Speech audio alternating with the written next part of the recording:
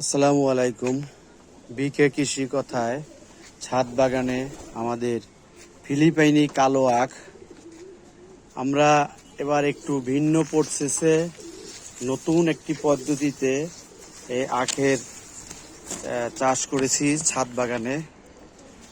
সেই প্রসেসে আমার মনে হইতেছে অতীতের যতগুলো পদ্ধতি ছিল তার চাইতে অনেক ভালো ফলাফল দেখা যাচ্ছে।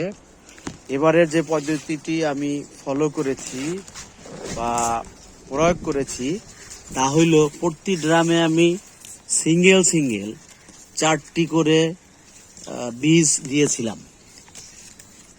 প্রতিটি ড্রামেই আলাদা আলাদাভাবে 4টি চোখ স্থাপন করেছিলাম, যাতে 4টি করে চারা হয়েছে এবং এই প্রতিটি চারা থেকে একটি চারাই আমি রেখেছি। অন্য নতুন যে চারাগুলো হয়েছিল সেই চারাগুলো আমি সব ভেঙে দিয়েছি।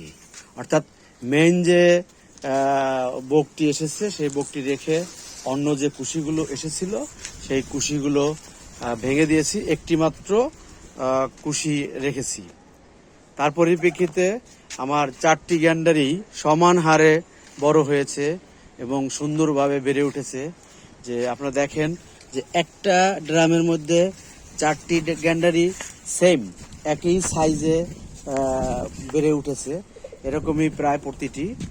অবশ্য দু একটি ড্রামে এক আধটি করে বা একটি বা দুইটি মিস করেছে, তো ম্যাক্সিমামই 4টি টিকেছে।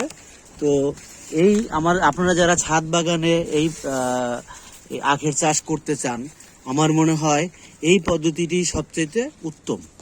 এবং শুধু একটি বীজ লাগিয়ে দেখেছি, তাতে দেখা গেল যে প্রথম যেটি হয় সেটি ভালো হয়, পরে অন্যগুলো তো ভালো হয় না। যে পরিপ্রেক্ষিতে এই পদ্ধতিটি সুন্দর। তো আপনারা যারা ছাদ বাগান করেন এটা ফলো করতে পারেন। ধন্যবাদ সবাইকে। আসসালামু আলাইকুম রহমতুল্লাহ।